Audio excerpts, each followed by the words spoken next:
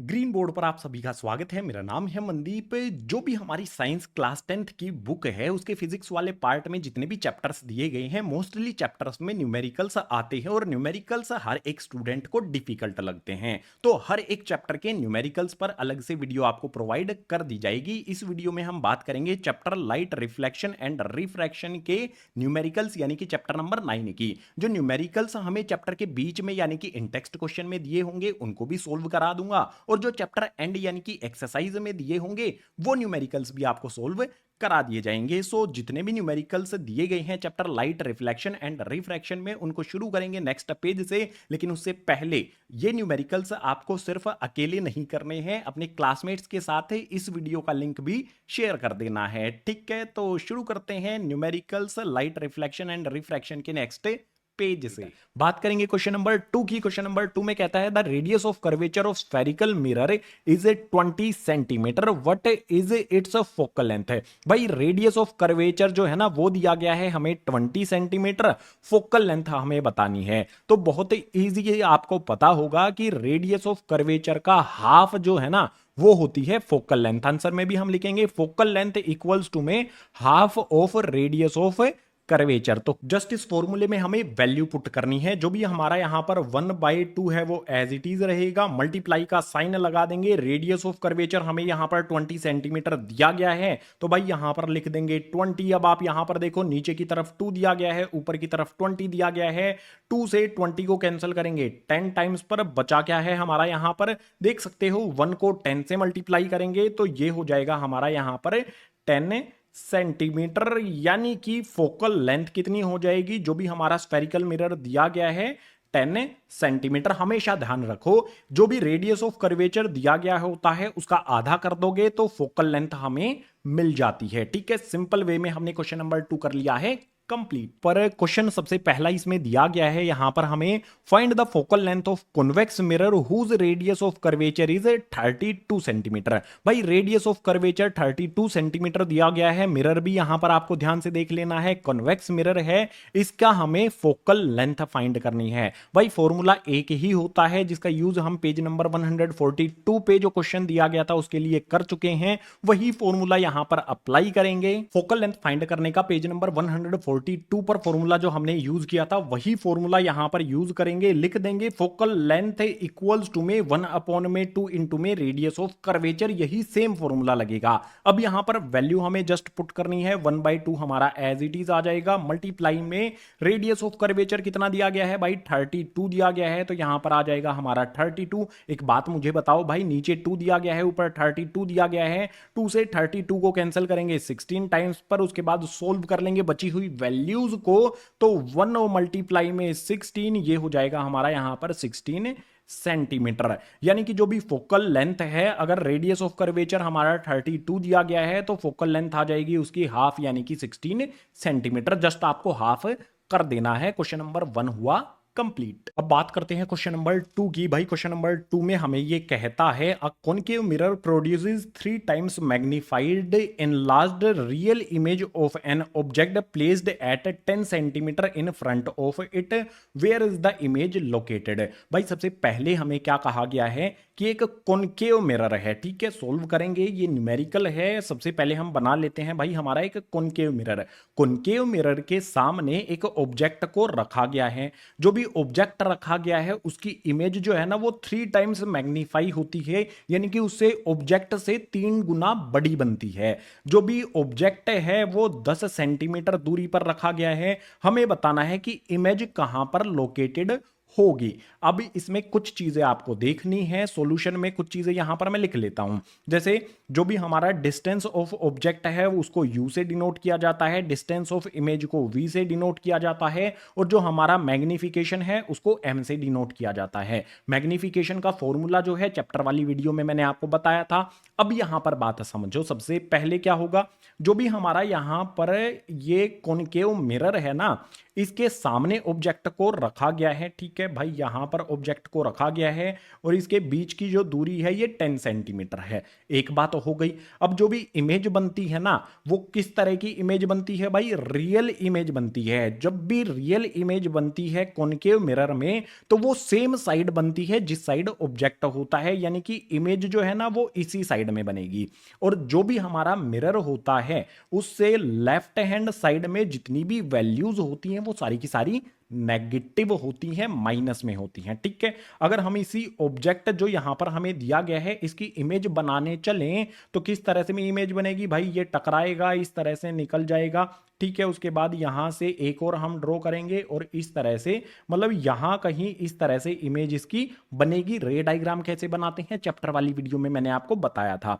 अब जो भी हमारी ये इमेज बन रही है ये इस मिरर से कितनी दूरी पर बन रही है, इमेज की पोजीशन हमें बतानी है। बहुत ध्यान से इसको समझना भाई। सबसे पहले डिस्टेंस ऑफ ऑब्जेक्ट जिसको हम यू से डिनोट करते हैं वो हमें 10 सेंटीमीटर दिया गया है। अगर मिरर से लेफ्ट हैंड साइड में है तो ये वाली वैल्यू नेगेटिव होती है साइन कन्वेंशन से, ठीक है। तो ये हो जाएगा माइनस में 10 सेंटीमीटर। हर बात का ध्यान रखना है कि कोई भी वैल्यू जो मिरर से लेफ्ट हैंड साइड में है वो नेगेटिव होती हैं, ठीक है।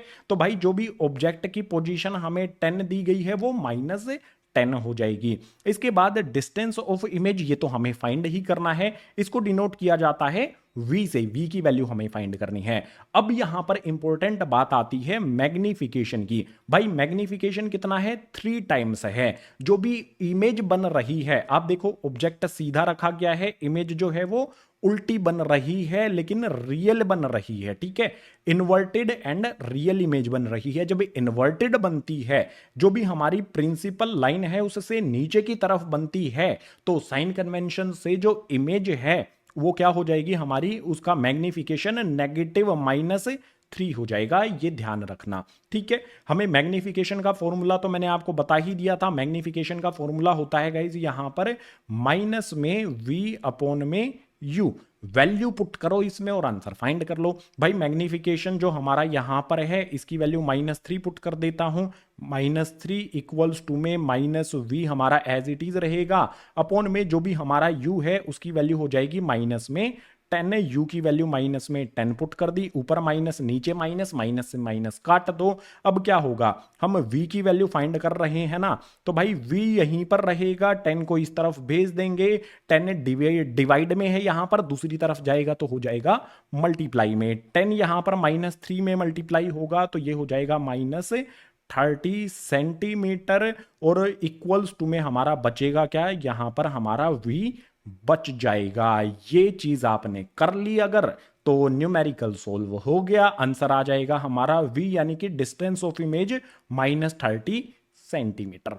इजी पीजी हमने यहां पर किया। क्या चीजें ध्यान रखनी है भाई? Sign convention. अगर मिरर से लेफ्ट हैंड साइड में जो भी वैल्यूज होती हैं वो नेगेटिव होती हैं, प्रिंसिपल एक्सिस से नीचे की तरफ जो भी चीजें होती हैं वो नेगेटिव में होती हैं। वैल्यूज अगर आपने सही रखी और सही फॉर्मूले का इस्तेमाल किया, इजी पीजी न्यूमेरिकल सोल्व हो जाएगा। ये हमने आंसर फाइंड कर लिया है क्वेश्चन नंबर 2 के लिए। क्वेश्चन नंबर 150 पर नेक्स्ट हमारा क्वेश्चन नंबर आता है 2। क्वेश्चन नंबर 2 एक न्यूमेरिकल है। इसमें कहा गया है light enters from air to glass having refractive index 1.50। What is the speed of light in the glass? The speed of light in vacuum is 3 × में 10⁸ मीटर पर सेकेंड। एक बात मैंने आपको कई बार बताई है, जो वैक्यूम है, एयर है, उसमें लाइट की स्पीड ये हमें गिवन भी है, इतनी होती है, ये आपको ध्यान रखना है। हमें बताना है ग्लास में जो लाइट है उसकी स्पीड क्या होगी अगर ग्लास का रिफ्रैक्टिव इंडेक्स 1.50 हमें गिवन हो।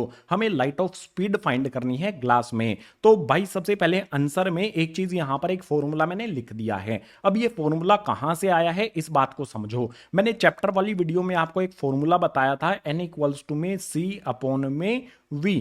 जो भी हमारा यहां पर n है वो क्या है? हमारा रिफ्रैक्टिव इंडेक्स है। v हमारा क्या होता है, रिफ्रैक्टिव इंडेक्स जिसका भी गिवन होता है उसमें लाइट की स्पीड, और c होता है हमारा स्पीड ऑफ लाइट। तीनों चीजें यहां पर लिख देता हूं। n का मतलब होता है भाई रिफ्रैक्टिव इंडेक्स, c का मतलब होता है speed of light in vacuum, vacuum में लाइट की कितनी स्पीड होती है, और v का मतलब होता है speed of light in other medium, जो भी अदर मीडियम दिया होता है वैक्यूम से अलग, उसमें लाइट की स्पीड कितनी होती है। इस वाले फॉर्मूले की बात मैंने की थी चैप्टर वाली वीडियो में। अब इस फॉर्मूले में थोड़े से बदलाव जब हम करेंगे, v और n की जो पोजीशन है उसको हम शिफ्ट कर देंगे, तो हमारा फॉर्मूला क्या बन जाएगा भाई, ये हो जाएगा v इक्वल्स टू में c अपॉन में n।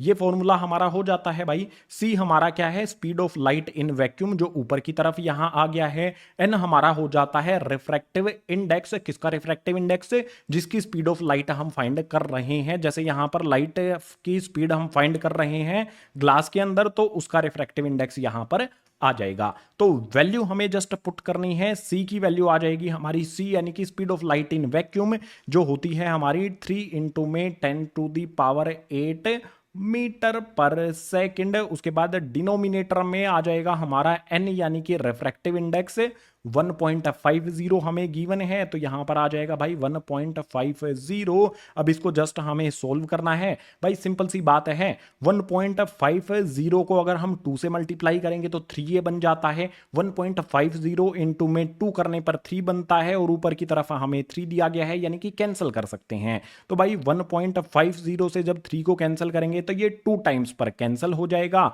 हमारी वैल्यू ऊपर 2 आ जाएगी। 2 के अलावा क्या है वो सारा हमें एज इट इज लिख देना है। 2 इंटू में 10⁸ मीटर पर सेकंड, ये आंसर हो जाएगा हमारा क्वेश्चन नंबर 2 के लिए। इतना ही सिंपल है, जस्ट आपको ये फॉर्मूला याद रखना है, ठीक है। मेन फॉर्मूला हमारा n इक्वल्स टू में c अपॉन v होता है। ये फॉर्मूला आपने याद रखना है, वैल्यू पुट करनी है, कैलकुलेशन करनी है, आंसर फाइंड इजीली कर लेना है। एग्जाम में इस तरह का क्वेश्चन कई बार आता है, आगे भी आएगा।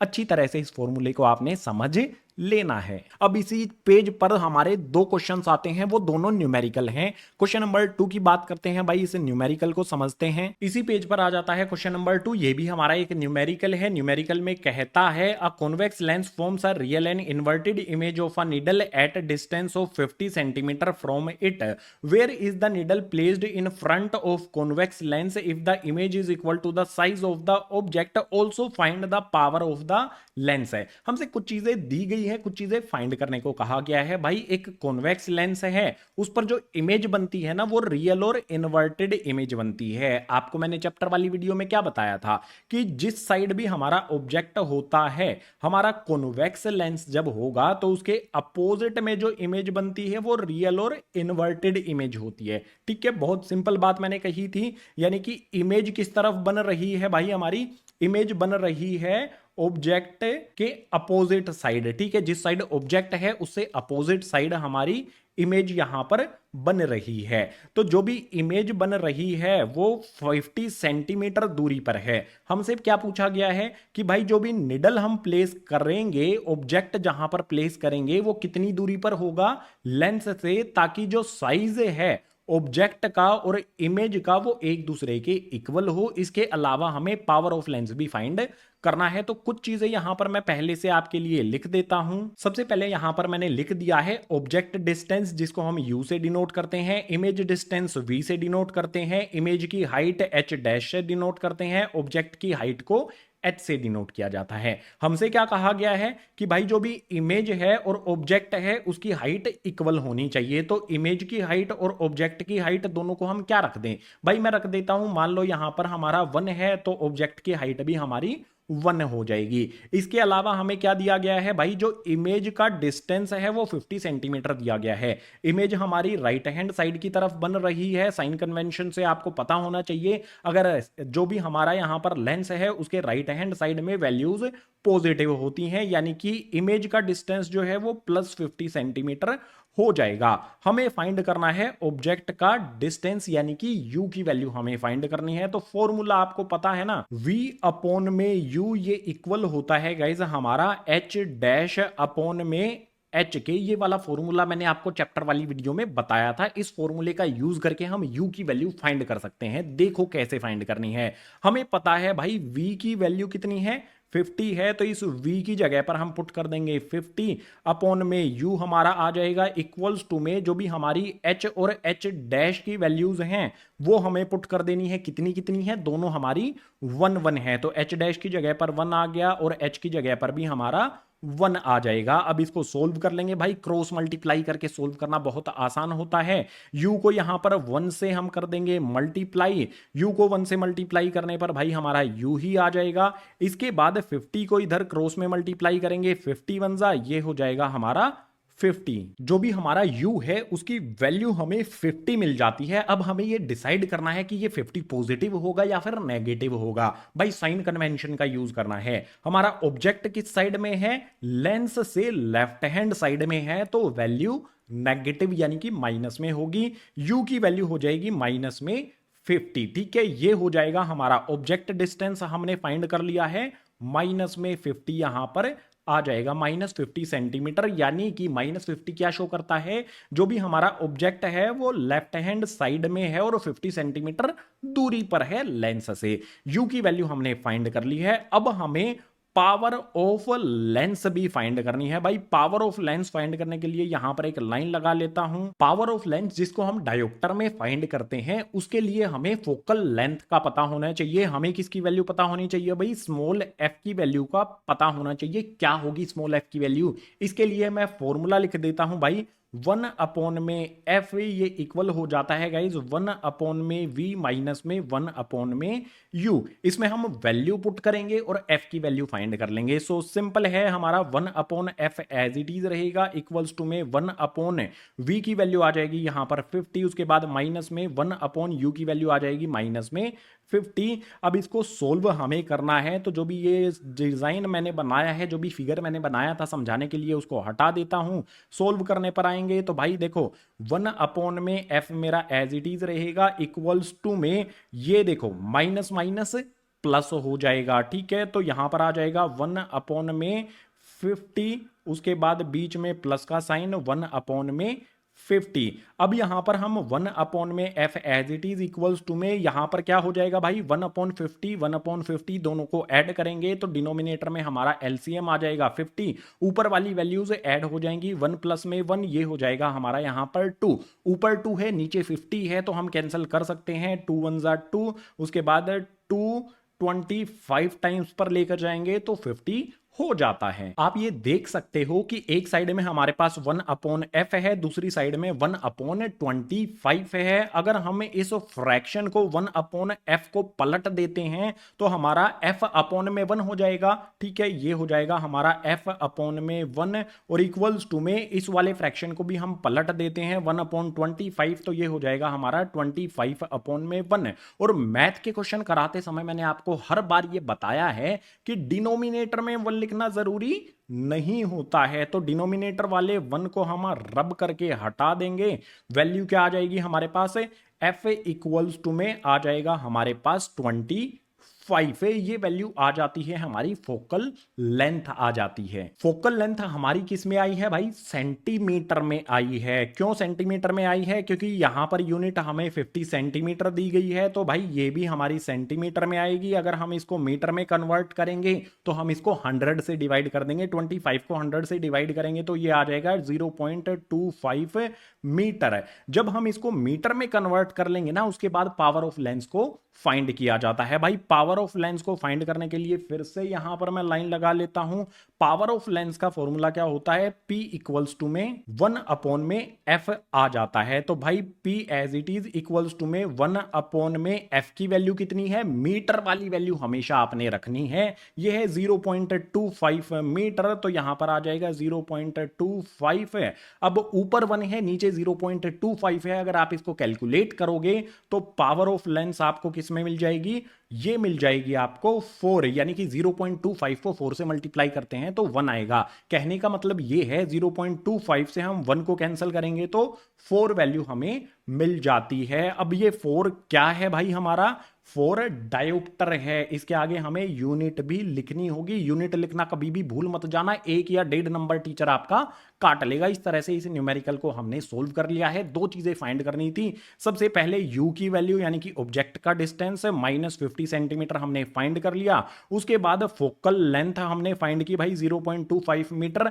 जिससे हमने पावर ऑफ लेंस का पता लगाया। पावर ऑफ लेंस हमें मिल गई 4 डायोप्टर। इस तरह से ये क्वेश्चन नंबर 2 हुआ कंप्लीट। अभी एक न्यूमेरिकल और बचा है इन टेक्स्ट में, उसके लिए मूव करते हैं नेक्स्ट पेज पर। इन टेक्स्ट में पेज नंबर 158 पर सबसे लास्ट क्वेश्चन हमारा आता है, क्वेश्चन नंबर 3। इसमें कहा गया है find the power of a concave lens of focal length 2 metre. हमारे पास एक कॉनकेव लेंस है, इस तरह का होता है। इसकी जो फोकल लेंथ है वो 2 मीटर हमें दी गई है। हमें power of this lens find करनी है। जो कॉनकेव लेंस है उसकी पावर फाइंड करनी है। ध्यान से समझना, बहुत जरूरी है इस क्वेश्चन को समझना। साइन जो होगा माइनस प्लस उसका ध्यान आपने रखना है। तो सबसे पहले फोकल लेंथ है। जो भी हमारा कॉनकेव लेंस होता है भाई, उसकी फोकल लेंथ, उसका फोकस कहां पर होता है आपको पता है। अगर हमारा ऑब्जेक्ट इस तरफ है, ठीक है, तो उसकी इमेज का, उसका फोकस कहां पर होता है, इमेज कहां पर बनती है, F1 जो होता है ना हमारा, इसी साइड में F1 पर बनती है।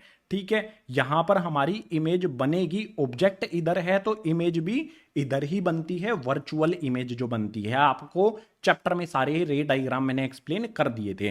तो जो भी हमारे लेफ्ट हैंड साइड में बनेगी इमेज, तो लेफ्ट हैंड वाली जो फोकल लेंथ है वो किस में हो जाएगी, नेगेटिव हो जाएगी। तो 2 मीटर है, हम लिखेंगे -2 मीटर। इसके बाद पावर ऑफ लेंस हमें फाइंड करनी है। तो भाई पावर ऑफ लेंस का फॉर्मूला होता है 1/f। एफ की वैल्यू कितनी है, -2 मीटर। तो भाई इसमें पुट कर दो, 1 हमारा एज इट इज, एफ की जगह पर -2 आ जाएगा। कैंसिल करेंगे तो यह आ जाएगा 0.5 डायोप्टर। ध्यान रखना है यहां पर साइन का कौन सा साइन लगेगा भाई, यहां पर माइनस का साइन लगा हुआ है, तो इसके आगे भी आपने माइनस का साइन लगा देना है। यह हुआ हमारे क्वेश्चन नंबर 3 का आंसर। पावर ऑफ लेंस हम किसकी फाइंड कर रहे हैं, अगर कॉनकेव की फाइंड कर रहे हैं और कॉन्वेक्स की फाइंड कर रहे हैं तो माइनस प्लस साइन का आपने ध्यान रखना है। क्वेश्चन नंबर 3 हो जाता है कंप्लीट। इसी पेज नंबर 158 के क्वेश्चन नंबर 3 के साथ जो भी नई एनसीईआरटी बुक के इन टेक्स्ट क्वेश्चन थे, सारे के सारे क्वेश्चंस और न्यूमेरिकल्स हो जाते हैं कंप्लीट। उम्मीद करूंगा सभी के सभी क्वेश्चन आपको समझ आए होंगे। अगर आए हैं तो वीडियो को लाइक कर देना, अपने क्लासमेट्स के साथ शेयर जरूर कर देना, और जितने भी नए विद्यार्थी आते हैं, नए स्टूडेंट आते हैं, चैनल को सब्सक्राइब कर लेना, क्योंकि क्लास 10th की मैथ और साइंस की बहुत डिटेल में वीडियोज इसी तरह से ग्रीन बोर्ड चैनल पर आती रहेंगी।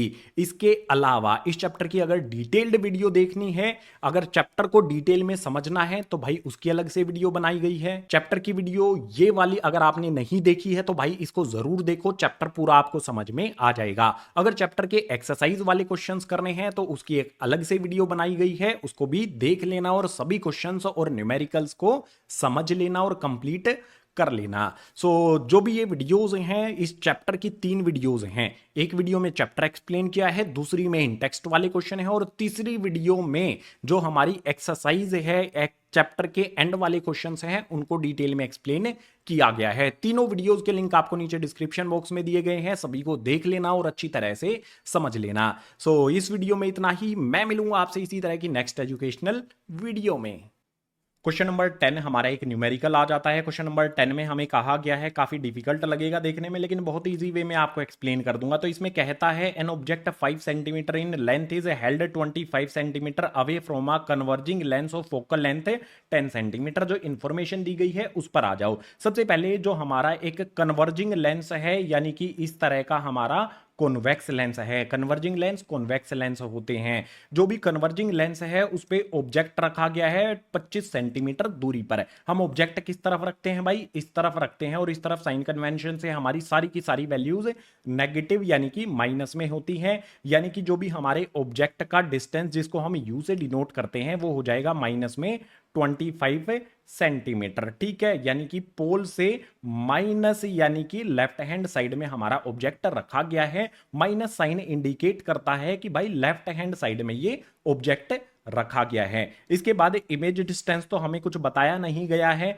फोकल लेंथ हमें दी गई है यहां पर 10 सेंटीमीटर फोकल लेंथ है। अगर हमारा ऑब्जेक्ट इस तरफ रखा जाएगा तो फोकस F2 पर होगा ऑब्जेक्ट का। ठीक है, तो ये हो जाएगा हमारा पॉजिटिव यानी कि 10 सेंटीमीटर, ये प्लस में हो जाएगा। इमेज का डिस्टेंस हमें नहीं पता है, वो हमें फाइंड करना होगा। हमसे पूछा क्या गया है, ड्रॉ द रे डायग्राम। सबसे पहले तो रे डायग्राम हमें बनाना है भाई, उसकी तैयारी हम पहले से कर रहे हैं। रे डायग्राम बनाने के साथ साथ जो भी हमारा ऑब्जेक्ट है उसकी इमेज जो होगी, उसकी पोजीशन, साइज और नेचर, ये तीन चीजें हमें फाइंड करनी होंगी। इसका हमें रे डायग्राम भी बनाना होगा और न्यूमेरिकली भी सोल्व करना होगा। तो पहले रे डायग्राम ही कर लेते हैं भाई। रे डायग्राम के लिए देखो, जो भी हमारा यहां पर फोकल लेंथ 10 सेंटीमीटर है, तो देखो प्रिंसिपल से F1 तक हमारा 10 सेंटीमीटर हो गया। उसके बाद F1 से C1 तक हमारा 10 सेंटीमीटर हो गया। हमारा ऑब्जेक्ट कहां पर रखा गया है भाई, 25 है। कहने का मतलब यह है कि यहां से यहां तक हमारा हो जाता है 20। तो 25 कहां पर होगा भाई, इससे और इधर चलना पड़ेगा हमें 5 सेंटीमीटर पर। तो ऑब्जेक्ट हमारा बियॉन्ड C1 यानी कि C1 से भी लेफ्ट हैंड साइड में रखा गया है। ठीक है, यहां पर हमारा ऑब्जेक्ट जैसे यहां पर रख दिया गया है ना, ये हमारा ऑब्जेक्ट हो गया C से इधर यानी कि 25 सेंटीमीटर की दूरी पर। ये हमारा ऑब्जेक्ट हो जाएगा 25 सेंटीमीटर की दूरी पर पोल से। और जो हमारा ऑब्जेक्ट है उसकी हाइट भी हमें दी गई है 5 सेंटीमीटर, तो ये भी हमें बना देना है भाई। इसकी हाइट हो गई यहां पर 5, ये भी हमने यहां पर लिख दी। अब रे डायग्राम के लिए क्या करना होता है भाई, सबसे पहले तो हम क्या करें, एक रे ड्रॉ कर लेते हैं ऑब्जेक्ट के हेड से पैरेलल टू प्रिंसिपल एक्सिस, जो क्रॉस हो जाएगी यहां पर फोकस से F2 से। उसके बाद एक हम ड्रॉ कर लेते हैं यहां पर पोल से होती हुई। तो यहां पर इसको ड्रॉ करने के लिए ऑब्जेक्ट के हेड से पोल के इस तरह से हम ड्रॉ कर लेंगे। जहां पर भी ये रेज एक दूसरे को कट करेंगी वहीं पर हमारी इमेज बनेगी। ठीक है, यहां पर इस तरह से ये इमेज बन जाएगी। आप देख सकते हो ऑब्जेक्ट यहां पर है, इमेज यहां पर बन रही है F2 और C2 के बीच में। अब एग्जैक्टली कितनी दूरी पर है, पोल से कितनी दूरी पर ये इमेज बनी है, वो कैसे फाइंड करना होगा, न्यूमेरिकली सोल्व करके। तो न्यूमेरिकली सोल्व करने के लिए हमारा फॉर्मूला क्या होता है गाइज, 1 अपॉन में v minus 1 upon u equals to में होता है 1 अपॉन में f। इसमें हम वैल्यूज पुट करेंगे, जो जो भी वैल्यूज हमें पता है भाई। 25 सेंटीमीटर, 10 सेंटीमीटर, ये वैल्यू हमें पता है। 1 अपॉन में v हमारा एज इट इज, 1 अपॉन में u जो है, u की वैल्यू आ जाएगी 25 इक्वल्स टू में f की वैल्यू आ जाएगी यहां पर 10। अब यहां पर देखो जो भी हमारा u है उसकी वैल्यू माइनस में 25 है। ठीक है, तो ये वाला माइनस साइन आपको ध्यान करके लगा देना है। अब एक बात यहां पर देखो, माइनस माइनस साइन है, माइनस माइनस हो जाता है प्लस, यानी कि यहां से मैं माइनस माइनस साइन को हटा के प्लस का लगा सकता हूं। मैंने बता दिया है माइनस माइनस प्लस हो जाता है। अब मुझे v की वैल्यू फाइंड करनी है, तो 1 अपॉन v इक्वल्स टू में 1 अपॉन 10 हो जाएगा। यहां पर 1 अपॉन 25 प्लस का है, दूसरी तरफ होएगा तो माइनस 1 अपॉन में 25 हो जाएगा। अब आप देखो यहां पर 1 अपॉन वी तो एज इट इज रहेगा, इक्वल्स टू में नीचे डिनोमिनेटर वाली वैल्यूज का हम एलसीएम ले लेते हैं। 10 और 25 का एलसीएम लेने का मतलब होगा दोनों को मल्टीप्लाई कर दो। 10 और 25 को मल्टीप्लाई करेंगे तो ये हो जाएगा हमारा 250। ऊपर वाली वैल्यूज क्या हो जाएंगी भाई, 25 को 1 से मल्टीप्लाई करेंगे, क्रॉस में मल्टीप्लाई करके ऊपर वाली वैल्यूज हम फाइंड कर सकते हैं। 25 को 1 से मल्टीप्लाई करेंगे 25, 10 को 1 से मल्टीप्लाई करेंगे 10, यानी कि हमारा वैल्यू क्या आएगी, 1 अपॉन वी इक्वल्स टू में आ जाएगा यहां पर हमारा 15 अपॉन में 250। अब एक बात आप मुझे बताओ, 1 अपॉन वी है, अगर इस फ्रैक्शन को मैं पलट दूंगा, पलटने पर क्या हो जाएगा भाई, फ्रैक्शन पलटने पर हमारा v अपॉन में 1 हो जाएगा। ठीक है, ऐसे हो जाएगा ना, v अपॉन में 1। और मैंने आपको हर बार बताया है मैथमेटिक्स में कि डिनोमिनेटर में 1 लिखना जरूरी नहीं होता है। चलो अभी के लिए लिख देते हैं। तो v अपॉन में 1 इक्वल्स टू में, अगर हमने इस तरफ वाले फ्रैक्शन को पलटा है तो 15 अपॉन 250 है, इसको भी हमें पलटना होगा। पलटने पर 250 ऊपर और 15 आ जाएगा नीचे। अब बात करते हैं, जो यहाँ पर 1 है ये लिखना जरूरी नहीं है तो इसे हटा देते हैं भाई। अब v की वैल्यू क्या होगी, अगर आप 250 को 15 से डिवाइड करोगे तो आपका जो आंसर है ना वो आएगा 16.6 सेंटीमीटर। और ये प्लस में आ रहा है, प्लस में आने का मतलब है कि जो इमेज है वो किस साइड बन रही है भाई, जो भी लेंस है उसके राइट हैंड साइड में बन रही है। पोल से कितनी दूरी पर ये बन रही है यहां पर हम लिख देते हैं। पोल से ये कितनी दूरी पर बन रही है, यहां पर आ जाएगा हमारा, लिख देता हूं गाइज, 16.6 सेंटीमीटर दूरी पर। ये तो हमने बता दिया है कि जो भी इमेज है उसका उसका डिस्टेंस कितना है, इमेज की पोजीशन कितनी है। यहां पर भी हमने जगह जो रखी है यहां पर भी लिख देते हैं। v की वैल्यू आ जाएगी हमारी 16.6 सेंटीमीटर, ठीक है। 16.66 आपका आंसर आएगा, तो 16.6 आप लिख सकते हो। अभी हमने सिर्फ क्या बताया है, जो पोजीशन है ना वो बताई है भाई। पोजीशन कहां पर होगी, 16.6 सेंटीमीटर पोल से दूर, ठीक है। अभी हमें साइज भी बताना है। इमेज का साइज कैसे पता करते हैं भाई, उसके लिए हमें फाइंड करना होगा मैग्निफिकेशन, और मैग्निफिकेशन का फॉर्मूला होता है v अपॉन में u। ये मैग्निफिकेशन का फॉर्मूला मैंने आपको चैप्टर में बताया था, इसी का यूज कर लेना है यार। तो v की वैल्यू हमारी कितनी है भाई, ये आ जाएगी हमारी 16.6, और u की वैल्यू हमारी कितनी है, माइनस में 25 है भाई। इनको कैंसल जब कर लोगे तो कैंसल करने पर आपका आंसर कुछ आएगा 0.66, ठीक है। कैलकुलेटर भी यूज कर सकते हो आप, या फिर डायरेक्ट आप 16.66 अपॉन में -25 करोगे तो ये आपका आंसर आपको मिल जाएगा। ये मैग्निफिकेशन हमें मिल गया। मैग्निफिकेशन मिलने के बाद क्या किया जाए भाई, मैग्निफिकेशन जब हमें मिल जाता है तो हमें जो भी इमेज है उसका साइज पता करने के लिए क्या किया जाता है, मैग्निफिकेशन का दूसरा वाला फॉर्मूला यूज किया जाता है। मैग्निफिकेशन का दूसरा फॉर्मूला क्या होता है, h डैश अपॉन में h। यहां पर जो h डैश है ये इमेज का साइज होता है, और h यहां पर क्या होता है, हमारा ऑब्जेक्ट का साइज होता है। तो मैग्निफिकेशन की वैल्यू हमें पता है भाई, यहां पर हमने फाइंड कर ली है मैग्निफिकेशन की वैल्यू 0.66 मैंने फाइंड कर ली, इक्वल्स टू में h डैश आ जाएगा, और अपॉन में जो हाइट ऑफ ऑब्जेक्ट है वो कितनी है भाई, 5 है, यहां पर पुट कर देंगे। अब क्या किया जाए भाई, 5 और 0.66 को मल्टीप्लाई कर दिया जाएगा। हमारे पास इस तरफ देखो, यहां पर 5 डिवाइड में है, इस तरफ हो जाएगा तो मल्टीप्लाई हो जाएगा। इनको मल्टीप्लाई करोगे तो वैल्यू जो है वो नेगेटिव में मिलेगी, क्योंकि 0.66 के आगे माइनस का साइन लगा हुआ है। और 5 से 0.66 को मल्टीप्लाई करोगे तो आंसर आ जाएगा 3.33 इक्वल्स टू में आ जाएगा हमारा h डैश।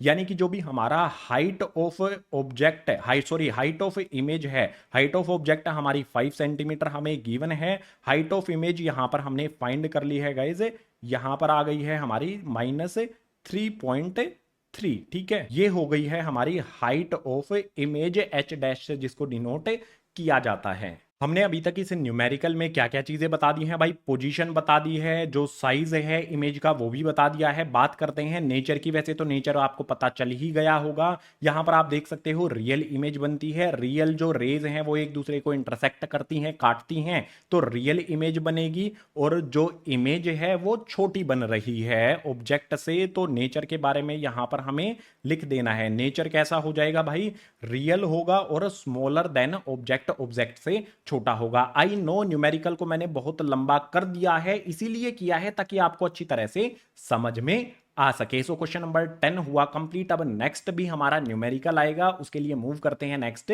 पेज पर।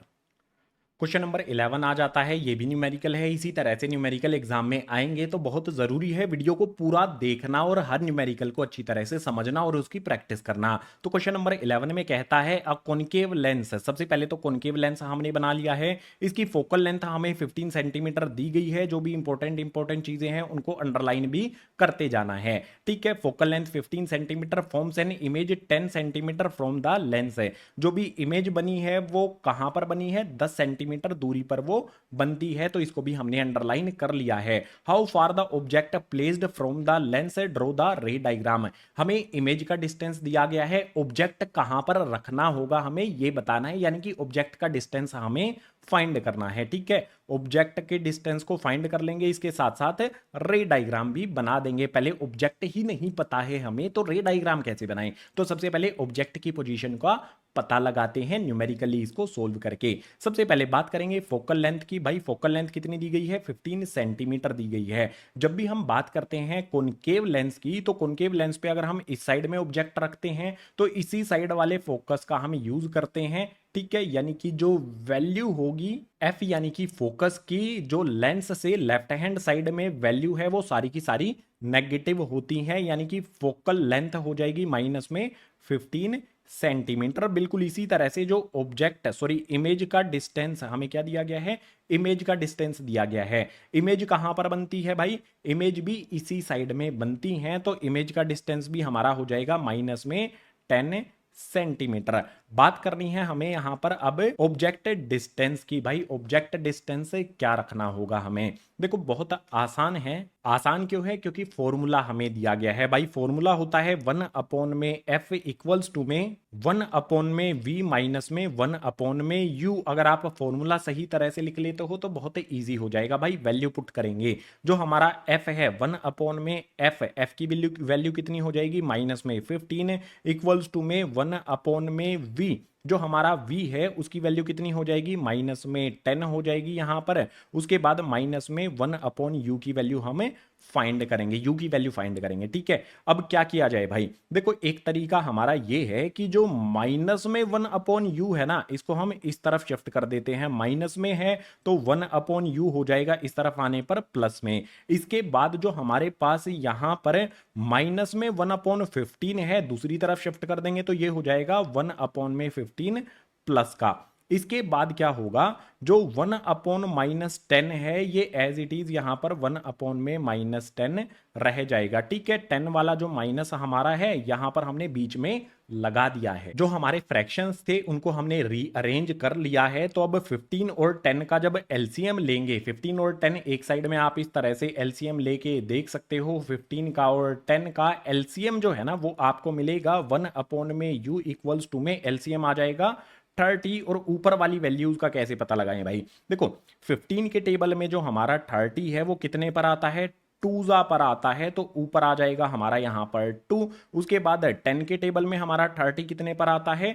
3 टाइम्स पर, तो इसके ऊपर आ जाएगा यहां पर हमारा 3। अब एक लाइन लगा के आगे की कैलकुलेशन को परफॉर्म कर लेते हैं। 1 अपॉन में u इक्वल्स टू में यहां पर हम 2 में से 3 को सब्ट्रैक्ट कर देंगे तो माइनस में हमारे पास 1 आ जाएगा और डिनोमिनेटर में आ जाएगा हमारा 30 एज इट इज है। अब जो हमारे फ्रैक्शन है 1 अपॉन यू और माइनस 1 अपॉन 30, इन फ्रैक्शंस को हम पलट लेंगे। ऊपर हमारा u आ जाएगा इक्वल्स टू में माइनस 1 अपॉन 30 है, माइनस साइन हम पहले लगा लेते हैं। अब 1 अपॉन 30 जो हमारा है इसको पलट लेंगे तो ये हो जाएगा हमारा 30 अपॉन में 1। इसी तरह से 1 अपॉन में u है, इसको पलटने पर u अपॉन में 1 हो जाएगा। और मैंने आपको हर बार बताया है डिनोमिनेटर में 1 लिखने की जरूरत नहीं है, तो डिनोमिनेटर में जो भी 1 है उनको हम हटा देते हैं। हमारे पास u की वैल्यू क्या आ गई है? माइनस 30 आ गई है। यानी कि हम ऑब्जेक्ट को कहां पर प्लेस करेंगे? माइनस वैल्यू ये शो करती है कि भाई ऑब्जेक्ट को हमें लेफ्ट हैंड साइड में प्लेस करना होगा। लेफ्ट हैंड साइड में प्लेस करेंगे। चलो सबसे पहले तो देखो फोकल लेंथ कितनी है? माइनस 15 है। ठीक है, तो यहां से हमारी हो जाएगी भाई 15 और यहां से सेंटर ऑफ कर्वेचर पर जाएंगे तो माइनस 30 होती है। ठीक है, यानी कि 15 यहां से यहां तक हो गया हमारा और 15 यहां से यहां तक हो गया। 15 15 30 हो जाता है माइनस का। ये तो हम रे डायग्राम बना रहे हैं, आंसर हमारा फाइंड हम कर चुके हैं। रे डायग्राम में माइनस 30 हमारा आया है। देखो यू की पोजीशन यानी कि सेंटर ऑफ कर्वेचर पर बन जाएगा हमारा ऑब्जेक्ट। यहां पर हम अपना ऑब्जेक्ट बना देते हैं। अब रे डायग्राम के लिए क्या किया जाता है? सबसे पहले हम एक रे ड्रॉ करते हैं ऑब्जेक्ट के हेड से पैरेलल। पैरेलल वाली जो है ना वो ऐसा लगेगा कि डाइवर्ज हुई है वो कहां से? फोकस से। ठीक है, इस तरह से हमारी ये बनेगी। एक सेकंड दोबारा से मैं बनाता हूं। ये इस तरह से डाइवर्ज होती हुई हमें दिखाई देगी और इसके अपोजिट हम इस तरह से डॉटेड वाली लाइन लगा देंगे। ठीक है, ये यहां से इस वाले पॉइंट से बाहर की तरफ जाती हुई दिखाई देगी। अब ये दूर जा रही है तो हम इसको पास है डॉटेड लाइन वर्चुअल रे हम बना देंगे इस तरह से। दूसरी लाइन कहां पर बनानी होगी भाई, ऑब्जेक्ट के हेड से और पोल से हम क्रॉस करा देंगे। तो यहां से इस तरह से भाई हम क्रॉस करा देंगे। जहां पर भी ये एक दूसरे को इस वाले पॉइंट पर इंटरसेक्ट करती हैं वहीं पर इमेज बन जाएगी। यहां पर बन जाएगी भाई इमेज इस तरह से। ये एरो जो बनाया है ये इमेज बन जाएगी। तो जो भी चीजें हैं, इमेज कहां पर बन रही है, इमेज F1 और P के बीच में बन जाएगी। हमें सिर्फ फाइंड क्या करना था कि ऑब्जेक्ट को कहां पर प्लेस किया जाए। ऑब्जेक्ट को कहां पर प्लेस किया जाएगा, C1 पर प्लेस किया जाएगा। ये हो जाएगा हमारे क्वेश्चन नंबर 11 का सॉल्यूशन। बात करेंगे अब क्वेश्चन नंबर 12 की। क्वेश्चन नंबर 12 की बात कर लेते हैं। ये भी हमारा एक न्यूमेरिकल निकल के आया है। न्यूमेरिकल में है an object is placed at distance of 10 centimetre from convex mirror of focal length 15 centimetre, find the position and nature of the image. हमारे पास एक कॉन्वेक्स मिरर है भाई। कॉन्वेक्स मिरर आपको पता है ना, इस तरह का होता है। कॉन्वेक्स मिरर हमारे पास है। कॉन्वेक्स मिरर पर जो ऑब्जेक्ट का डिस्टेंस है वो 10 सेंटीमीटर दिया गया है, फोकल लेंथ 15 सेंटीमीटर दी गई है। हमें क्या करना है भाई, इमेज की पोजीशन और इमेज का नेचर पता करना है। तो भाई बहुत आसानी से इसको हल करेंगे। फॉर्मूला आपको पता होना चाहिए। सबसे पहले बात करेंगे, जो ऑब्जेक्ट प्लेस किया गया है वो कहां पर किया जाता है भाई, लेफ्ट हैंड साइड में किया जाता है। तो लेफ्ट हैंड साइड में जो हमारे ऑब्जेक्ट 10 सेंटीमीटर पर है वो -10 सेंटीमीटर हो जाएगा, क्योंकि लेफ्ट हैंड साइड में सारी की सारी वैल्यू नेगेटिव हो जाती हैं। इसके बाद बात करेंगे हम यहां पर फोकल लेंथ की। जो हमारा यहां पर ये कॉन्वेक्स मिरर होता है, इसकी focal length right hand side में होती है, यानी कि फोकल लेंथ हमारी जो 15 है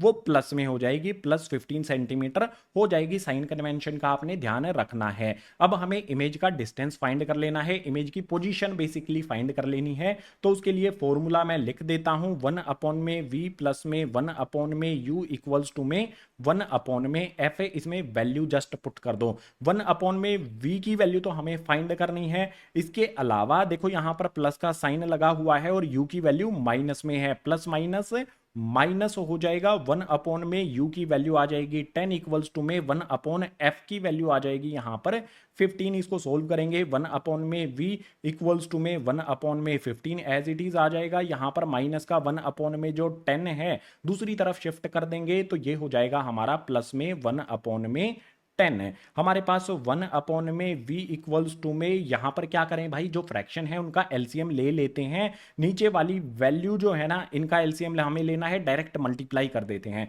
15 और 10 को मल्टीप्लाई करेंगे तो ये हो जाएगा 150। ऊपर वाली वैल्यूज क्या आएंगी, पता कैसे करना है भाई, क्रॉस में मल्टीप्लाई करके। 10 को 1 से मल्टीप्लाई करेंगे 10, 15 को 1 से मल्टीप्लाई करेंगे तो हो जाएगा 15। आगे यहां पर एक लाइन लगा के कैलकुलेशन को कंटिन्यू करते हैं। 1/v आ जाएगा इक्वल्स टू में जो भी हमारा 10 और 15 है इनको ऐड करेंगे तो ये हो जाएगा 25 अपॉन में जो हमारा 150 है वो एज इट इज आ जाएगा।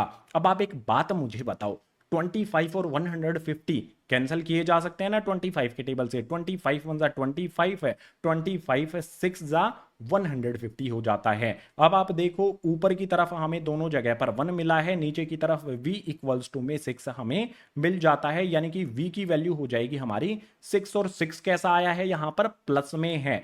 तो प्लस वाली वैल्यू जो होती है वो शो करती है कि जो इमेज बनेगी वो मिरर के राइट हैंड साइड में बन रही है, यानी कि मिरर के पीछे की तरफ इमेज बन रही है। अब क्या किया जाए, हमें पोजीशन तो पता चल गई है कि भाई बिहाइंड द मिरर 6 सेंटीमीटर दूरी पर इमेज बन जाती है। अब इमेज का जो नेचर है वो पता करने के लिए मैग्निफिकेशन हमें निकालना होगा। मैग्निफिकेशन मिरर के लिए फॉर्मूला क्या होता है, -v/u होता है। इसमें वैल्यू पुट करेंगे, माइनस का sign as it is. v की वैल्यू यहां पर हमने 6 सेंटीमीटर फाइंड की है, v की जगह पर 6 आ जाएगा और u की जगह पर हमारी वैल्यू कितनी है भाई, u की वैल्यू हमारी यहां पर है 10। ठीक है, यहां पर हम रख देंगे 10। और जो हमारा 10 है वो कैसा रखा जाएगा भाई, माइनस का 10 रखा जाएगा। साइन हमेशा आपने ध्यान रखना है, ऊपर वाले साइन से नीचे वाला माइनस का साइन कैंसल होने पर हमारी मैग्निफिकेशन की वैल्यू क्या आएगी, 6/10 है तो इसको हम लिख सकते हैं 0.6 0.6। मैग्निफिकेशन जो यहां पर है वो हमारा आ गया है 0.6, यानी कि इमेज जो है ना, अगर 1 से छोटा आता है तो इमेज जो है वो छोटी बनती है, ऑब्जेक्ट बड़ा होता है। ठीक है, तो यहां पर हम लिख देंगे जो भी नेचर हमें मिलेगा इमेज का, उसके बारे में मैं लिख देता हूं नेचर। एक बात तो आपको हमेशा ध्यान रखनी है कि जब भी हम कॉन्वेक्स मिरर की बात कर रहे हैं तो हमेशा इरेक्ट इमेज ही बनती है, सीधी इमेज ही बनती हैं। और यहां पर जो इमेज है मैग्निफिकेशन 1 से कम आया है तो स्मॉल यानी कि छोटी इमेज यहां पर बनेगी as compare to object. Question number 12 को हमने सोल्व कर लिया है, हमने फाइंड कर लिया है पोजीशन ऑफ इमेज और उसका नेचर कैसा है वो भी हमने पता लगा लिया है। अब क्वेश्चन नंबर 13 की बात करेंगे नेक्स्ट पेज पर। क्वेश्चन नंबर 13 आता है, इसमें है the magnification produced by plane mirror is +1, what does this mean. है जो हमारा प्लेन मिरर होता है उसका मैग्निफिकेशन +1 होता है। इस +1 मैग्निफिकेशन का मतलब क्या होता है? देखो मैग्निफिकेशन का फॉर्मूला क्या होता है, मैग्निफिकेशन इक्वल्स टू में H डैश अपॉन में एच होता है। इसके अलावा मैग्निफिकेशन को हम इस तरह से भी लिख सकते हैं मिरर के लिए -v अपॉन में u। अगर हमारा मैग्निफिकेशन 1 हो जाता है तो फर्स्ट इस वाली कंडीशन में क्या होगा, हमारा h डैश इक्वल्स टू में h हो जाएगा, यानी कि height of image equals to में हाइट ऑफ ऑब्जेक्ट हो जाएगी। बिल्कुल इसी तरह से जो हमारी इमेज का डिस्टेंस -v है और ऑब्जेक्ट का u है, ये भी एक दूसरे के इक्वल हो जाएगा। सेकंड वाली कंडीशन में -v इक्वल्स टू में u हो जाएगा, यानी कि distance of image equals to में डिस्टेंस ऑफ ऑब्जेक्ट। अगर m की वैल्यू +1 है तो ये दो चीजें यहां पर हमें मिल जाती हैं। अब इन दोनों चीजों से हम दो कंक्लूजन निकाल लेते हैं। फर्स्ट वाले कंक्लूजन में कहता है m equals to 1 indicate the size of image is same as of the object. यहां पर मैंने बताया ना, इमेज का साइज और ऑब्जेक्ट का साइज इक्वल हो जाता है अगर मैग्निफिकेशन एक दूसरे मैग्निफिकेशन की वैल्यू अगर 1 होती है तो साइज ऑफ इमेज और ऑब्जेक्ट का जो साइज है वो दोनों सेम हो जाएंगे। इसके अलावा दूसरा कंक्लूजन हम यहां से निकालते हैं, positive sign of m indicates that an erect image is formed. जो इमेज बनेगी वो सीधी बनती है। ठीक है, जो भी इमेज है वो सीधी बनेगी और साथ साथ में इमेज और ऑब्जेक्ट का जो साइज है वो एक दूसरे के सेम होगा। इसके साथ साथ जो इमेज की पोजीशन होगी और ऑब्जेक्ट की पोजीशन होगी वो पोल से इक्वल दूरी पर होगी लेकिन अपोजिट होगी। ठीक है, एक मिरर के फ्रंट में होगी, एक मिरर के बैक साइड में होगी। ये कंक्लूजन हम निकाल सकते हैं पॉजिटिव वैल्यू ऑफ +1 मैग्निफिकेशन से। क्वेश्चन नंबर 13 का इतना ही आंसर हो जाता है। क्वेश्चन नंबर 14 की बात करते हैं, न्यूमेरिकल है भाई। न्यूमेरिकल को ध्यान से समझना। इसमें है an object 5 centimetre in length is placed at distance of 20 centimetre in front of convex mirror. Convex mirror है, इस बात का ध्यान रखना है आपने। सबसे पहले ऑब्जेक्ट जो है वो 5 सेंटीमीटर का है, तो ऑब्जेक्ट का जो साइज होता है जिसको हम h से डिनोट करते हैं ये हो जाएगा हमारा 5 सेंटीमीटर। इसके बाद जो डिस्टेंस है जहां पर ऑब्जेक्ट को प्लेस किया गया है वो है 20 सेंटीमीटर। अब ये 20 सेंटीमीटर ऑब्जेक्ट को लेफ्ट हैंड साइड में प्लेस किया जाता है। कॉन्वेक्स मिरर के लेफ्ट हैंड साइड में वैल्यूज जो हैं वो नेगेटिव होती हैं, तो माइनस में 20 सेंटीमीटर हो जाएगा। इसके बाद कहता है मिरर जो है उसका रेडियस ऑफ कर्वेचर 30 सेंटीमीटर है। रेडियस ऑफ कर्वेचर को हम कैपिटल R से डिनोट करते हैं। ये हमारा कितना है, 30 सेंटीमीटर है। भाई जो भी रेडियस ऑफ कर्वेचर होता है कॉन्वेक्स मिरर का वो हमेशा पॉजिटिव होता है। ठीक है, तो यहां पर आ जाएगा हमारा प्लस में 30 सेंटीमीटर। हमें रेडियस ऑफ कर्वेचर दिया गया है, हमें फोकल लेंथ पता होनी चाहिए भाई। फॉर्मूले में तो फोकल लेंथ ही यूज होगी ना, तो फोकल लेंथ कैसे फाइंड करें? रेडियस ऑफ कर्वेचर का आधा कर दो, फोकल लेंथ हो गई। 30 का आधा कितना होता है भाई? 30 रुपए तुम्हें दे देता हूं, आधे वापस मांग लेता हूं, तो हो जाते हैं हमारे 15 सेंटीमीटर। ये हमारी वैल्यू हो जाएगी फोकल लेंथ की। ये भी हमारी पॉजिटिव यानी कि प्लस में होती है। अब हमें करना क्या है वो भी तो देख लेते हैं भाई। हमें पोजीशन फाइंड करनी है इमेज की, उसका नेचर और साइज पता करना है। भाई सबसे पहले पोजीशन की बात करते हैं तो मिरर फॉर्मूला यहां पर लिखना पड़ेगा। मिरर फॉर्मूला वही होता है भाई 1/f इक्वल्स टू में 1/v प्लस में 1/ में u। ये मिरर फॉर्मूला आपको याद हो गया होगा अब तक। इस मिरर फॉर्मूला में वैल्यूज पुट करते हैं, f की वैल्यू पुट करते हैं 1/ में, यहां पर हो जाएगा हमारा 15, इसके बाद इक्वल्स टू में 1/v हमें पता नहीं है, प्लस में प्लस नहीं आएगा यहाँ पर, क्यों नहीं आएगा मैं बता देता हूँ। हमें u की वैल्यू पुट करनी है, u से पहले यहाँ पर प्लस का साइन लगा हुआ है और u की वैल्यू -20 है, यानी कि प्लस माइनस माइनस में 1/u की वैल्यू आ जाएगी 20। ठीक है, कैसे माइनस आया है मैंने बता दिया। अब आप एक बात मुझे बताओ भाई, इस साइड में हमारा 1/15 मैं एज इट इज रखता हूं, -1/20 है, इस तरफ शिफ्ट कर दूंगा तो ये हो जाएगा मेरा +1/20 इक्वल्स टू में 1/v में एज इट इज रहने देता हूं, इसके साथ कोई भी छेड़छाड़ नहीं करते हैं। अब हमारे पास फ्रैक्शन आ गए, इनको प्लस करना है तो डिनोमिनेटर में 15 और 20 को मल्टीप्लाई कर लो, ये हो जाएगा हमारा 300। ऊपर वाली वैल्यूज क्या हो जाएंगी, क्रॉस में मल्टीप्लाई कर लो, 20 को 1 से, 15 को 1 से, 20 को 1 से मल्टीप्लाई करूंगा 20, 15 को 1 से मल्टीप्लाई करूंगा 15 इक्वल्स टू में 1 में v। आगे एक लाइन लगा के कैलकुलेशन को कंटिन्यू करेंगे, 20 प्लस में 15 ये हो जाएगा हमारा 35 में 300 इक्वल्स टू में 1 में v। अब जो भी हमारे ये फ्रैक्शन है ना, इनको पलट देते हैं, ऊपर 300 आ जाएगा, नीचे 35 आ जाएगा, इक्वल्स टू में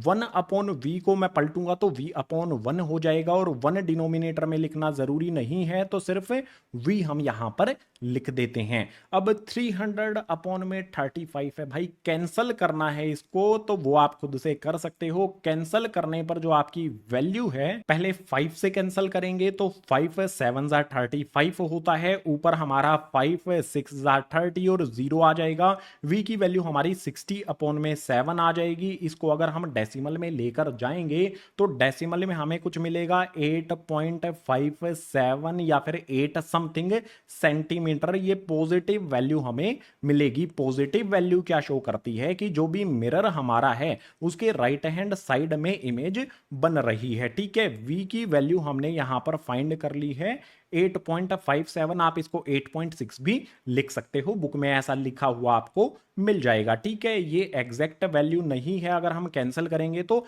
एग्जैक्ट में बिल्कुल सारी वैल्यूज कैंसिल नहीं होंगी, अप्रोक्स वैल्यू हमारी इतनी आ जाती है। अगर आपकी थोड़ी सी इधर उधर आती है वैल्यूज, 8.58 आ जाती है, 8.59 आ जाती है, 8.56 आ जाती है, 8.6 आ जाती है, सारी वैल्यूज आपकी काम करेंगी। ठीक है, v की वैल्यू हमने फाइंड कर ली है। अब बात करते हैं मैग्निफिकेशन की। भाई मैग्निफिकेशन का फॉर्मूला क्या होता है, किसके लिए बात कर रहे हैं हम, मिरर के लिए। मिरर के लिए मैग्निफिकेशन का फॉर्मूला होता है -v/u, इसके अलावा इक्वल्स टू में h' h भी ये होता है। हमें यहां पर इमेज का साइज पता करना है, तो मैग्निफिकेशन पता करने की बजाय हम डायरेक्ट क्या करते हैं, जो जो वैल्यूज हमें पता है वो पुट कर देते हैं। भाई सबसे पहले हमारे पास क्या है, यहां पर माइनस है, उसके बाद v की वैल्यू है जो 8.57 है। ठीक है, v की वैल्यू माइनस में 8.57 यहां पर आ गई। u की वैल्यू आपको पता है, देख सकते हो u की वैल्यू यहां पर कितनी है, माइनस में 20 है, तो माइनस का 20 आ गया, इक्वल्स टू में h' की वैल्यू हमें पता है क्या, नहीं पता है भाई, h' की वैल्यू ही हमें पता लगानी है। h' का मतलब होता है हाइट ऑफ इमेज। जो हमारा यहां पर h है उसकी वैल्यू तो हमें पता है, आप देख सकते हो h की वैल्यू यहां पर 5 सेंटीमीटर हमें गिवन है, तो यहां पर आ गया 5 है। अब आप एक बात देखो, ऊपर माइनस नीचे माइनस, माइनस से माइनस को कैंसिल कर दो, यहां पर हमारे पास 5 है, यहां पर हमारे पास 20 है, तो 5 4 जा हो जाता है 20। अभी हमारे पास वैल्यू कौन सी बची हैं, एक लाइन यहां पर लगा लेता हूं, जो भी वैल्यूज यहां पर बची हैं उनको देखते हैं। ऊपर की तरफ आप देखो 8.57 हमारा है, ठीक है, तो 8.57 डिनोमिनेटर में हमारे पास यहां पर 4 बचेगा, तो यहां पर आ जाएगा हमारा 4 इक्वल्स टू में जो हमारा h' है वो अकेला बच जाता है, तो यहां पर h' आ जाएगा। अब 8.57 अपॉन में 4 है भाई, इसको कैंसिल करेंगे, फिर से अप्रोक्स में वैल्यू हमें मिलेगी। ठीक है, अप्रोक्स में वैल्यू कितनी मिल जाएगी, कैंसिल करने पर हमें मिल जाएगा ऑलमोस्ट 2.15 या फिर 2.16, इसके आसपास वैल्यू आपको मिल जाएगी h', यानी कि जो हमारी हाइट ऑफ इमेज होगी वो क्या हो जाएगी, 2.15 बड़ी हो जाएगी। अगर हमें फाइनल कंक्लूजन निकलना है तो वो मैंने आपके लिए लिख दिया है। जो नेचर होगा किस चीज का, कॉन्वेक्स मिरर पर जो हमारा ऑब्जेक्ट रखा गया है उसकी इमेज का जो नेचर होगा, तो वर्चुअल इमेज बनती है, बिहाइंड द मिरर जो भी बनेगी वो वर्चुअल ही इमेज हमारी बनती हैं। इसके अलावा इरेक्ट यानी कि सीधी बनती हैं और ऑब्जेक्ट का साइज हमारा 5 सेंटीमीटर है और इमेज का हो जाएगा 2.15 सेंटीमीटर, यानी कि ऑब्जेक्ट से कंपेयर करेंगे इमेज को तो इमेज जो है वो छोटी बनेगी as compare to object. Image का साइज यहां पर हमने लिख दिया है। ठीक है, जो भी क्वेश्चन नंबर 14 में हमें चीजें फाइंड करनी थी सारी की सारी चीजें फाइंड करने के बाद बात करेंगे क्वेश्चन नंबर 15 की। क्वेश्चन नंबर 15 भी हमारा एक न्यूमेरिकल निकल कर आता है। क्वेश्चन नंबर 15 में कहता है an object of size 7 centimetre, जो ऑब्जेक्ट का साइज है वो 7 सेंटीमीटर है। जो जो चीजें हमें दी गई है ना साथ साथ में लिखते चलते हैं। और आपको एक बात हमेशा पता होनी चाहिए, जो शॉर्ट फॉर्म हम यूज करते हैं उनके बारे में। तो अब की बार मैं डिटेल नहीं बताऊंगा, शॉर्ट फॉर्म यूज करूंगा। जैसे साइज ऑफ ऑब्जेक्ट जो है ना उसको हम एच से डिनोट करते हैं, उसकी वैल्यू हमें 7 सेंटीमीटर दी गई है तो इसके सामने 7 सेंटीमीटर हमने लिख दिया। इसके बाद जो ऑब्जेक्ट है उसको प्लेस किया गया है 27 centimetre front of concave mirror. जो कॉनकेव मिरर होता है उसके फ्रंट, कॉनकेव मिरर इस तरह से होता है, उसके लेफ्ट हैंड साइड में प्लेस किया गया है। यानी कि ऑब्जेक्ट का जो डिस्टेंस है उसको हम डिनोट करते हैं u से, उसकी वैल्यू हो जाएगी माइनस में 27 सेंटीमीटर। इसके बाद बात करता है फोकल लेंथ 18 सेंटीमीटर, जो भी उसका फोकस होता है कॉनकेव मिरर का जो हमारा फोकस होता है, फोकल लेंथ होती है वो लेफ्ट हैंड साइड में ही होती है। यानी कि ये भी हमारी नेगेटिव हो जाएगी 18 सेंटीमीटर। ये चीजें हमें दी गई हैं। हमसे पूछा क्या है, at what distance from the mirror should a screen be placed so that a sharp focused image can be obtain. हमें इमेज बनानी है, शार्प इमेज बनानी है तो स्क्रीन को कितनी दूरी पर प्लेस किया जाए। कहने का मतलब समझो, यहां पर क्वेश्चन को सिर्फ घुमाया गया है। क्वेश्चन में हमसे सिर्फ ये पूछा जा रहा है कि भाई इमेज हमें बनानी है मिरर के सामने, तो इमेज कितनी दूरी पर बनेगी, कितनी दूरी पर स्क्रीन को लगाया जाए। ठीक है, यानी कि हमें v की वैल्यू फाइंड करनी है। Find the size and the nature of image. इसके अलावा जो साइज होगा इमेज का h डैश से जिसको डिनोट करते हैं वो भी हमको फाइंड करना है। यहां पर बात हो रही है मिरर की, तो हम क्या करते हैं फॉर्मूला लिख लेते हैं। मिरर का फॉर्मूला हो जाएगा 1 अपॉन में f इक्वल्स टू में 1 अपॉन में v प्लस में 1 अपॉन में u। फॉर्मूला आपको देखो याद हो जाना चाहिए। ठीक है, फॉर्मूले में वैल्यूज रखते हैं। f की वैल्यू माइनस में 18 है तो 1 अपॉन में -18 यहां पर आ जाएगा इक्वल्स टू में 1 अपॉन v हमारा एज इट इज। v की वैल्यू हमें नहीं पता है, यही हमें फाइंड करनी है। इसके बाद 1 अपॉन u जो है ना, u की वैल्यू -20 सेंटीमीटर है। u के आगे यहां पर प्लस का साइन है, प्लस माइनस ये हो जाएगा हमारा माइनस, और 1 अपॉन में u की वैल्यू आ जाएगी यहां पर 27। भाई वैल्यू पुट करने के बाद क्या किया जाए, कैलकुलेशन की जाए। तो यहां पर मेरा आ जाएगा 1 अपॉन में माइनस का 18 एज इट इज। इसके बाद माइनस का 1 अपॉन 27 है, इस तरफ शिफ्ट कर दूंगा तो ये हो जाएगा मेरा प्लस का 1 अपॉन में 27 इक्वल्स टू में 1 upon v as it is आ जाएगा। जस्ट आपको कैलकुलेशन करनी है, v की वैल्यू आपको मिल जाएगी, बहुत आसानी से मिल जाएगी। चलो कैलकुलेशन करते हैं। अब आप देखो 9 के टेबल में 18 भी आता है, 27 भी आता है। एलसीएम लेना कुछ हद तक आसान हो जाएगा। 18 थ्रीजा होता है 54 और 27 टूजा भी 54 होता है, यानी कि एलसीएम यहां पर आ जाएगा इनका 54। ऊपर वाली वैल्यूज क्या आएंगी, उसके लिए क्या करना होगा, 18 के टेबल में 54 कितने पर आता है, 3 टाइम्स पर आता है। तो 3 को हम ऊपर 1 से मल्टीप्लाई कर देंगे तो ये हो जाएगा हमारा यहां पर माइनस का 3। माइनस वाला साइन हमेशा ध्यान रखना है। इसके बाद जो 27 है उसके टेबल में 54 कब आता है, 2 टाइम्स पर आता है। तो ऊपर हम 2 से मल्टीप्लाई कर देंगे, यहां पर आ जाएगा हमारा 2 इक्वल्स टू में 1 अपॉन v हो जाएगा। अब आप ऊपर की तरफ देखो हमारे पास क्या है,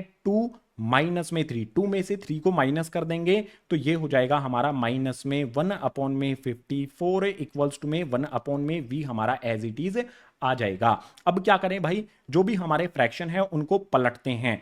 माइनस का साइन जो है इसको पहले से आगे लगा लेते हैं। ठीक है, हमने पहले माइनस का साइन लगा लिया।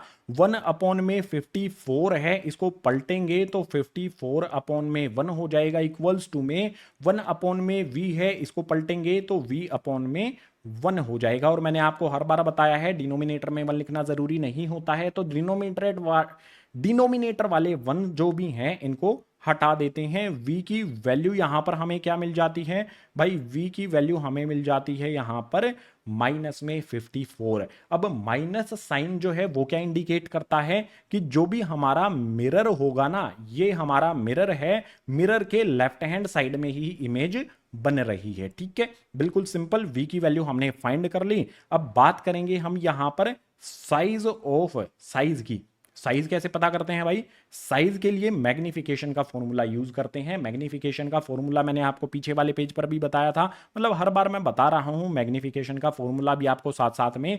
मैग्निफिकेशन का फॉर्मूला मिरर के लिए होता है गाइज एच डैश अपॉन में एच इक्वल्स टू में माइनस वी अपॉन में यू। हम क्या करते हैं भाई, जो भी एच डैश अपॉन एच है, इन चारों में जो भी माइनस वी अपॉन यू है, इन चारों में जो जो वैल्यूज हमें पता है वो पुट करते चलते हैं। हमें सबसे पहले देखो h की वैल्यू पता है 7 सेंटीमीटर, यानी कि h डैश हमारा एज इट इज रहेगा, h की वैल्यू 7 इक्वल्स टू में माइनस का sign as it is, v की वैल्यू हमारी माइनस में 54 आई है, तो यहां पर आ जाएगा हमारा माइनस का 54, और अपॉन में u की वैल्यू हमारी कितनी है, माइनस में 27 है, तो माइनस का 27 यहां पर आ जाएगा। अब आप एक बात मुझे बताओ कि भाई ऊपर की तरफ माइनस है, नीचे की तरफ माइनस है, माइनस साइन से माइनस साइन को काट दूंगा तो हमारे पास क्या आ जाएगा, h डैश अपॉन में 7 इक्वल्स टू में माइनस 54 अपॉन में 27, 27 टूजा होता है 54, तो 27 टूजा हो जाएगा 54। h डैश की वैल्यू क्या होगी, h डैश इक्वल्स टू में 7 यहां पर प्लस का है, माइनस का यहां पर हमारा 2 है, 7 यहां पर कैसे है, डिवाइड में दूसरी तरफ शिफ्ट करूंगा तो हो जाएगा मल्टीप्लाई में, यानी कि 7 टूजा हो जाएगा हमारा 14, और इस माइनस वाले साइन का आपको ध्यान रखना है, माइनस का 14 आ जाएगा, यानी कि जो इमेज है उसका साइज क्या हो जाएगा, माइनस में 14 हो जाएगा। बात करते हैं गाइज नेचर की, तो उसके लिए लिख देता हूं जो इमेज का नेचर है। अगर हमारा इमेज जो है वो माइनस 54 आया है, यानी कि मिरर जिस साइड में ऑब्जेक्ट है उसी साइड में इमेज आ रही है, और बात कर रहे हैं कॉनकेव मिरर की, तो रियल बनेगी। इन्वर्टेड क्यों बनेगी भाई, इन्वर्टेड इमेज जब बनती है जब इमेज की जो भी इमेज का साइज है वो नेगेटिव होता है, तो इमेज का साइज यहां पर नेगेटिव है, इसीलिए इन्वर्टेड इमेज हो जाएगी। अब आप देखो ऑब्जेक्ट हमारा 7 सेंटीमीटर था और इमेज हमारी 14 सेंटीमीटर की है, तो ये बड़ी यानी कि एनलार्ज्ड भी होगी, अगर ऑब्जेक्ट से कंपेयर करेंगे तो ये बड़ी भी बन रही है। तो क्वेश्चन नंबर 15 में जो जो भी चीजें फाइंड करनी थी, नेचर भी हमने बता दिया, इसके अलावा जो जो भी चीजें हमें बोली गई थी सारी की सारी चीजें यहां पर हमने फाइंड कर दी हैं। तो क्वेश्चन नंबर 15 हुआ कंप्लीट। मूव करते हैं क्वेश्चन नंबर 16 के लिए नेक्स्ट पेज पर।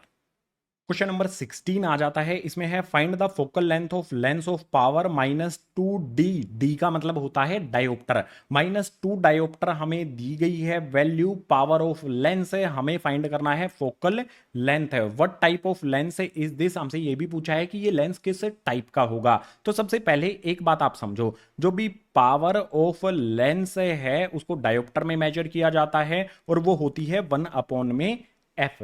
तो अब क्या करें, इस फॉर्मूले को मैं इस तरह से भी लिख सकता हूं गाइस, एफ इक्वल्स टू में 1 में पी। ठीक है, पी की वैल्यू कितनी दी गई है, -2 डायोप्टर दी गई है। डायोप्टर जो होती है वो पावर ऑफ लेंस होती है, जिसको हम कैपिटल पी से डिनोट करते हैं। अब ये फॉर्मूला कैसे आया है भाई, पी को इधर भेज दो, एफ को पी की जगह भेज दो, फॉर्मूला बन जाता है हमारा।